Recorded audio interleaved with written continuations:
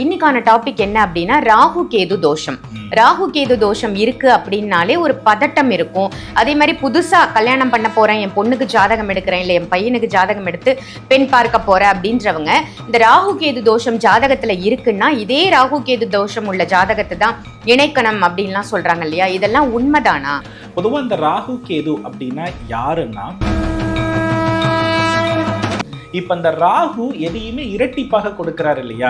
அப்ப இந்த இரட்டை திருமணங்கள், ரகசிய உறவுகள் இதெல்லாம் வழிவகுத்து கொடுக்கிறதாக அவருடைய கேட்டகரி இருக்கிறது. கேது என்பவர் இதனா இதை தடுக்கிறதுக்கு நமக்கு வழி கிடையாதா? இப்ப அந்த ஜாதகம் ரெண்டும் இணைஞ்சிருச்சு, திருமணம் ஆயிடுத்து, ஆனதுக்கு அப்புறம் அது பரிகாரம் மாதிரியோ 12 ராசிகள் இருக்கு இல்லையா? இதுல முதல் ராசி என்பது மேஷம், இது செவ்வாயை குறிக்கும்.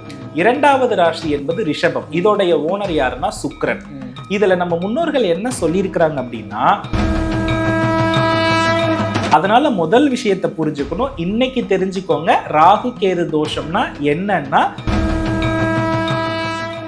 குருஜியினுடைய பிரணவ வாஸ்து வகுப்பு பேசிக் ரூல்ஸ் நீங்க தெரிஞ்சுக்கணும் அப்படின்னு ஆசைப்பட்டீங்கன்னா ஆன்லைன் வகுப்பு வர மார்ச் மாதம் 25ஆம் தேதியிலிருந்து 31ஆம் தேதி வரைக்கும் கிட்டத்தட்ட ஒரு 7 நாட்கள் ஆன்லைன் வகுப்பு நடக்க இருக்கு. இந்த வகுப்பையும் நீங்க பயன்படுத்திக்கலாம். ஆன்மீக பரிகார நேயர்கள் அனைவருக்கும் அன்பான வணக்கங்கள். இன்னைக்கு நம்ம யாரை சந்திக்க வந்திருக்கோம் அப்படின்னு பாத்தீங்கன்னா, அஸ்ட்ராலஜர் வாஸ்து நிபுணர் சிவகு சத்யசீலன் குருஜியை தான் சந்திக்க வந்திருக்கோம். வணக்கம் குருஜி. ஸ்ரீ குருப்பியோ நமஹ, ஸ்ரீ மாத்ரே நமஹ, ஓம் அகத்தி சாயி நமஹ. இறையடியார்கள் அனைவருக்கும் அன்பான வணக்கங்கள். வணக்கமா குருஜி. நிறைய நல்ல பதிவுகள் மக்களுக்காக நீங்க தொடர்ந்து கொடுத்துட்டு இருக்கீங்க. நல்ல நல்ல விஷயங்கள் தெரிஞ்சுக்கிட்டோம். இன்னைக்கான டாபிக் என்ன அப்படின்னா ராகு கேது தோஷம். ராகு கேது தோஷம் இருக்கு அப்படின்னாலே ஒரு பதட்டம் இருக்கும். அதே மாதிரி புதுசா கல்யாணம் பண்ண போறேன், என் பொண்ணுக்கு ஜாதகம் எடுக்கிறேன், இல்லை என் பையனுக்கு ஜாதகம் எடுத்து பெண் பார்க்க போறேன் அப்படின்றவங்க இந்த ராகு கேது தோஷம் ஜாதகத்துல இருக்குன்னா இதே ராகு கேது தோஷம் உள்ள ஜாதகத்தை தான் இணைக்கணும் அப்படின்லாம் சொல்றாங்க இல்லையா? இதெல்லாம் உண்மைதானா? முதல் விஷயம், இந்த ராகுகேது தோஷத்தினுடைய வெளிப்பாடு, இந்த தோஷ நிர்ணயங்கள் எல்லாம் கடந்த ஒரு 10 வருட காலகட்டத்தில் உருவான ஒரு விஷயம்தான். இந்த ராகுகேதுவுக்கு ராகுகேது தான் இணைக்கணும்னு சொல்லி நிறைய நல்ல திருமண பொருத்தம் பார்த்து விவாகரத்தாகி இருந்த தம்பதிகள் எல்லாம் நம்ம தினசரி என்ன பண்றோம்னா பார்த்து கொண்டு தான் இருக்கிறோம். பொதுவாக இந்த ராகு கேது அப்படின்னா யாருன்னா, இவங்க இருக்கிற 7 கிரகங்கள்ல கொஞ்சம் வித்தியாசமானவங்க. ஒருத்தர் வாழ்க்கையை கொடுக்கணும்னா ரொம்ப அதிகமா கொடுத்து அவனை கெட்டவனா மாத்திடுவாரு. ஒருத்தர் வாழ்க்கைன்னா என்னன்னே நீ பார்க்கவே கூடாதுன்னு சன்னியாசியா மாத்திடுவாரு. இதுதான் ராகு கேதுவினுடைய பலன்கள். வாழ்க்கையை நிறைய கொடுத்து கெடுக்கிறது யாருன்னா ராகு, வாழ்க்கையவே கொடுக்காதவர் யாருன்னா கேது. சோ இதை முதல்ல நம்ம என்ன பண்ணணும்னா ஒரு அண்டர்ஸ்டாண்டிங்குள்ள வரணும். இப்ப இந்த ராகு எதையுமே இரட்டிப்பாக கொடுக்கிறாரு இல்லையா? அப்ப இந்த இரட்டை திருமணங்கள், ரகசிய உறவுகள் இதெல்லாம் வழிவகுத்து கொடுக்கிறதாக அவருடைய கேட்டகரி இருக்கிறது. கேது என்பவர் அந்த திருமணத்திற்கான எண்ணத்தையும் கொடுக்க மாட்டார், ஆரோக்கியத்தையும் கொடுக்க மாட்டார், உடல் பலத்தையும் கொடுக்க மாட்டார். அப்போ எனக்கு இந்த உலகியல் வாழ்க்கையில பிடிப்பே இல்லை அப்படின்னு சொல்றது இரண்டாவது நிலை. இப்ப நன்றாக கவனித்து பார்த்தோம்னா இந்த இரட்டை திருமணம், தகாத உறவு அப்படின்றதும் நாம பார்த்தீங்கன்னா காலகட்டத்துல 80% நல்லா தான் இருக்கும், 20% தான் பிரச்சனைகள். திருமணமே ஆகாம இருக்கிறோம் அப்படின்னு பார்த்தா ஒரு 20% மக்கள் தான் ஆக்சுவலி நிச்சயமா திருமணமாகாம இருப்பாங்க. ஆனா இந்த 2 விதிகளை தவறாக புரிந்து கொண்டு என்ன பண்றாங்கன்னா, ராகுகேது இருந்தா ராகுகேது தான் இணைக்கணும்ன்றதுக்காக கலியுகத்துல எல்லாத்தையுமே தப்பா பண்றாங்க. உண்மையா சொல்லணும்னா ராகுகேதுனா என்னன்னா, லக்னத்துல ராகுவோ கேதுவோ அல்லது லக்னத்துக்கு 2ஆம் பாவத்துல ராகுவோ கேதுவோ இருந்தா ராகுகேது தோஷம்னு அவங்க சொல்றாங்க. புரியறதா? ஆனா உண்மை நம்ம நல்லா புரிஞ்சுக்கணும். இதை நம்மளுடைய யோகிகள் எப்படி கொடுத்திருக்காங்கன்னு இந்த ஒரு வருஷத்துல உட்காந்து படிச்சேன். உண்மையாவே இது இப்படிதானா அப்படின்னு பார்த்தோம்னா, 12 ராசிகள் இருக்கு இல்லையா? இதுல முதல் ராசி என்பது மேஷம், இது செவ்வாயை குறிக்கும். இரண்டாவது ராசி என்பது ரிஷபம், இதோடைய ஓனர் யாருன்னா சுக்கிரன். இதுல நம்ம முன்னோர்கள் என்ன சொல்லியிருக்கிறாங்க அப்படின்னா, ஒரு ஆண் ஜாதகத்தின் கலத்திரக்காரகன் யாருன்னா சுக்கிரன், அதாவது பெண். ஒரு பெண் ஜாதகத்துல திருமணக்காரகன் யாரு அப்படின்னா செவ்வாய், அதாவது ஆண். அப்போ இந்த செவ்வாயோடும் சுக்கிரனோடும் நேரடி ராகுகேது தொடர்பு இருக்கிறது பேர் தான் ராகு கேது தோஷம். ஓ, இது தனிப்பட்ட ஜாதகத்தை வச்சு மட்டும்தான் உறுதி பண்ண முடியுமே தவிர லக்னத்தில இருந்து நமக்கு ராகு கேது வந்து இருந்ததுனாலயோ இல்ல லக்னத்துக்கு 2ஆம் பாவம் 8ஆம் பாவத்துல உட்கார்ந்து இருக்கிறதுனாலயோ இந்த பலன்கள் உறுதியாக செல்லுபடி ஆகல. ஓகே, அப்ப இந்த ராகு கேது தோஷம்ன்ற புரிதலே முதல்ல தவறா இருக்குது. இது எங்க ரொம்ப தப்பு நடக்குதுன்னா சென்னை வட்டாரத்துல கிடையாது, கொங்கு வட்டாரத்துல அதிகமா நடக்குது. கொங்கு வட்டாரத்துல எனக்கு தெரிந்து அங்க வாழக்கூடிய வாரிசுகள்ல இந்த ராகுகேது தோஷத்தை மட்டுமே மையப்படுத்தி 70% இளைஞர்களுக்கு சுத்தமா திருமணம் நடக்காம உட்காந்துருக்காங்க. 30% பேர் தான் இருக்காங்க. அப்ப நல்ல ஒரு விஷயத்தை புரிஞ்சுக்கணும். ஒரு ஜாதகத்துல தனிப்பட்ட முறையில ஒரு பெண்ணுடைய வாழ்க்கையை பத்தி சொல்லணும்னா கலத்திரக்காரகன் செவ்வாயை எடுத்து ராகுவோடோ கேதுவோடோ தொடர்பா இருக்கான்னு ஒரு முடிவுக்கு வரணும். ஒரு ஆணுடைய ஜாதகத்தை பார்த்து என்ன பண்ணணும் அப்படின்னா கலத்திரக்காரகனுடைய சுக்கிரனோடு ராகுவோ கேதுவோ வரணும். 2ஆவது பட்சமாக என்ன சொல்றாங்கன்னா லக்னாதிபதியோடு ராகுவோ கேதுவோ தொடர்பாக இருக்காங்களா அப்படின்றத 2 பேர் ஜாதகத்திலையும் பார்க்கணும். லக்னாதிபதியும் கலத்திரக்காரகமும் ராகு கேதுவோடு தொடர்பாகி இருந்தால் அதுக்கு பேரு தானம்மா ராகு கேது ஜாதகம். இப்போ இவங்களுக்கு மட்டும்தான் அவங்கள இணைக்கணும். ஏன் இணைக்கணும் அப்படின்னா இப்ப லக்னாதிபதி வந்து ராகுவுடைய தொடர்புல இருக்கும்போது அந்த ராகு கேரக்டர்லயே என்ன பண்ணுவாருன்னா அவர் இருப்பார். அவருக்கு நிறைய ஆசைகள் இருக்கும், தெய்வத்தின் மீது பிடிப்புகள் இருக்காது. அதே போல வந்து வெளிநாடு வாழ்க்கையெல்லாம் நிறைய சுத்தி அனுபவிக்கணும்னு ஆசைப்படுவார். சிற்றின்பத்தின் மேல நிறைய மோகம் இருக்கும். இப்போ இந்த பையனுக்கு வந்து ஒரு பொதுவா ட்ரெடிஷ்னலான ஒரு பொண்ணை கொண்டு வந்து திருமணம் பண்ணி வச்சா 2 பேருக்கும் முரண்பாடு வருமா வராதா? கண்டிப்பா வரும். அப்ப என்னன்னா அவரு ஜாதகத்தில் லக்னாதிபதியோடோ சுக்கிரனோடோ ராகு இருக்கிற ஆண் ஜாதகத்துக்கு பெண் ஜாதகத்துல லக்னாதிபதியோடு எந்த பெண்ணுக்கு ராகு இருக்கிறதோ கலத்திரக்காரகனுக்கு எந்த கிரகத்தோட செவ்வாயோடு ராகு இருக்கிறத தான் கனெக்ட் பண்ணணும். இதுதான் ஆக்சுவல் கரெக்ட். 2வது விஷயம், லக்னாதிபதியோடு கேது இருந்தா அவருக்கு இந்த பூமி வாழ்க்கையில பிடிப்பே இருக்காது. இவர் தான் நகம் வளர்ப்பது, தாடி வளர்ப்பது, முடி வளர்ப்பது, மேக்கப் போட மாட்டாரு, உடலுக்கு முக்கியத்துவம் கொடுக்க மாட்டாரு.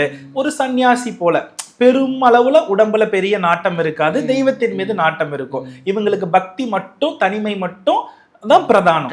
இப்போ இதே மாதிரி பலனை நம்ம பெறணும்னா ஒரு பெண் ஜாதகத்துல லக்னாதிபதியோடு அந்த பெண்ணுக்கு கேது தொடர்பாக இருக்கா, சுக்கிரனோடு கேது தொடர்பாக இருக்கான்னா அந்த பெண்ணும் அதே மனநிலையில இருப்பாங்க.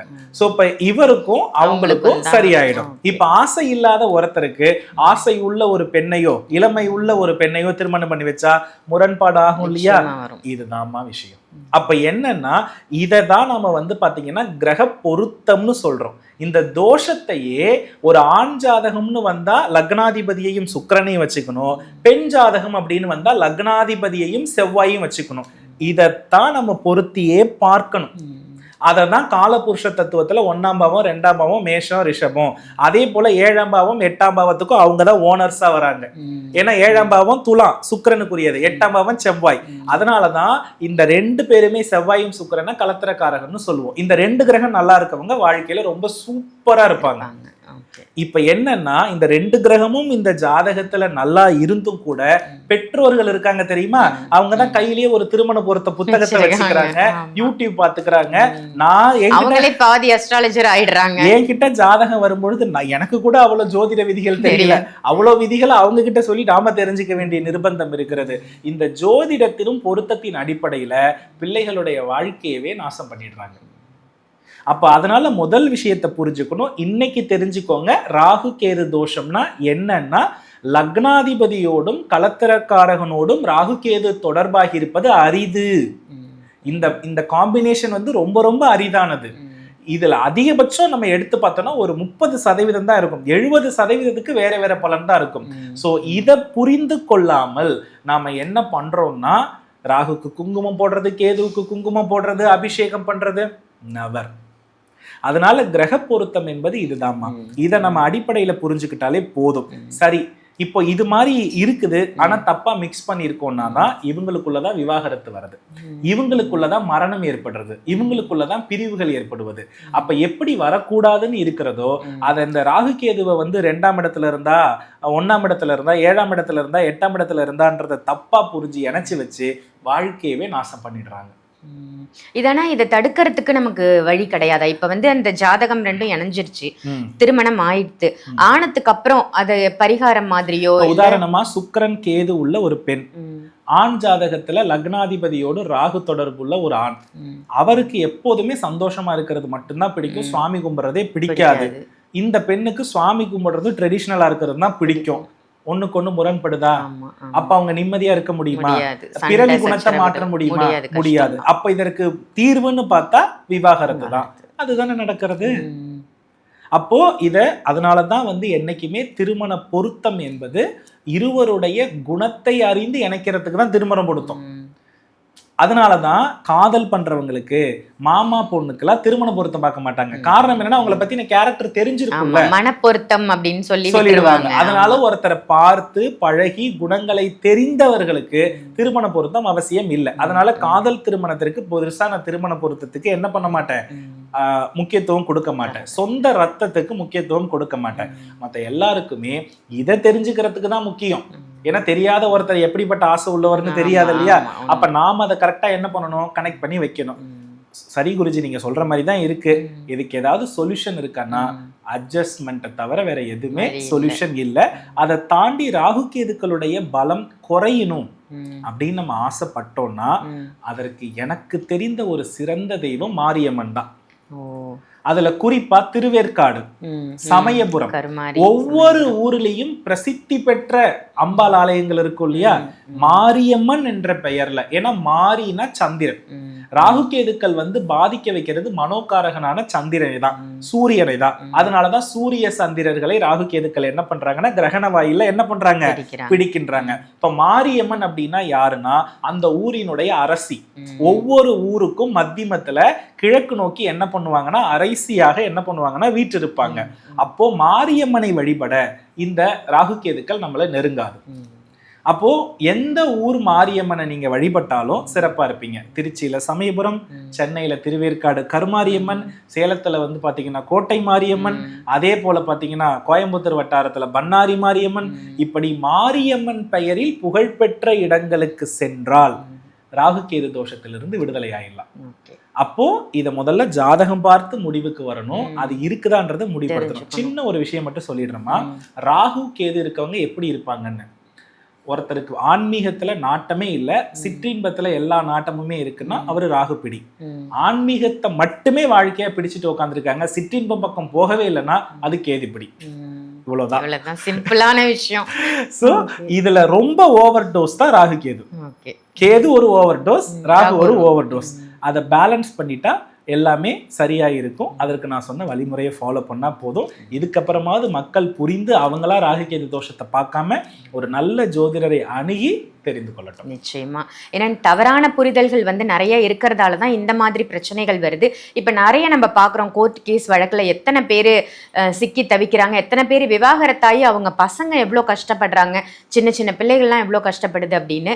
நிச்சயமா ஜாதகம் பார்க்கும் பொழுதே இதை தெளிவா பார்த்து நம்ம திருமண பொருத்தம் பார்ப்பது சிறப்பு. அதற்கான பரிகாரமும் ரொம்ப அழகா சொல்லியிருக்கீங்க, மாரியம்மனை பிடித்துக் கொள்வது சிறப்பு அப்படின்னு சொல்லிட்டு ராகு கேது தோஷத்தை பத்தி ஒரு தெளிவான விவரம் கொடுத்ததற்கு நன்றி குருஜி. நல்லதுமா. வெற்றிவேல் முருகா. இந்த பதிவு உங்க எல்லாருக்கும் பயனுள்ள பதிவு அமைஞ்சிருக்கும் அப்படின்னு நினைக்கிறேன். இதை கண்டிப்பா மற்றவங்களுக்கும் ஷேர் பண்ணுங்க. ராகு கேதுவால அந்த பிடியில் மாட்டிட்டு இருக்கிற எல்லாரையுமே நம்ம அதுல இருந்து எடுத்துட்டு வர வைப்போம். இதே மாதிரி வேற ஒரு நல்ல நிகழ்ச்சியில உங்களை சந்திக்கிறேன். அதே மாதிரி நீங்க குருஜியோட அப்பாயின்மெண்ட் வாங்கணும் அப்படின்னு நினைச்சீங்கன்னா வீடியோல தெரியுற அதே நம்பருக்கு கால் பண்ணி அப்பாயின்மெண்ட் வாங்கிக்கலாம். சென்னையில டைரக்ட் கன்சல்டேஷன் வாங்கிக்கலாம். இல்ல சென்னைக்கு வர முடியல அப்படின்றவங்க ஆன்லைன் கன்சல்டேஷனும் நீங்க வாங்கிக்கலாம். இதே மாதிரி வேற ஒரு நல்ல நிகழ்ச்சியில உங்க எல்லாரையும் சந்திக்கின்றேன். நன்றி, வணக்கம். குருஜியினுடைய பிரணவ வாஸ்து வகுப்பு பேசிக் ரூல்ஸ் நீங்க தெரிஞ்சுக்கணும் அப்படின்னு ஆசைப்பட்டீங்கன்னா ஆன்லைன் வகுப்பு வர மார்ச் மாதம் 25ஆம் தேதியிலிருந்து 31ஆம் தேதி வரைக்கும் கிட்டத்தட்ட ஒரு 7 நாட்கள் ஆன்லைன் வகுப்பு நடக்க இருக்கு. இந்த வகுப்பையும் நீங்க பயன்படுத்திக்கலாம். ஆன்லைன் மூலமாகவே வாஸ்துவோட பேசிக்கான ரூல்ஸை தெரிஞ்சுக்கிட்டு எனக்கும் வாஸ்து தெரியும், என்னோட வாஸ்து குறைபாடை நானே சரி பண்ணிப்பேன் அப்படின்னு ஒரு நம்பிக்கையோட உங்க வீட்டு வாஸ்துவை நீங்களே சரி செய்து கொள்ளலாம். இது ஒரு அற்புத வாய்ப்பு, யாருமே தவற விட்டுறாதீங்க. 7 நாள் தான் இந்த கிளாஸ். 7 நாள்ல உங்க வாழ்க்கையை மாற்றக்கூடிய சூட்சம வாஸ்து முறைகளை வந்து நம்ம குருஜி சொல்லி தர போறாங்க. எல்லாருமே பயன்படுத்திக்கோங்க.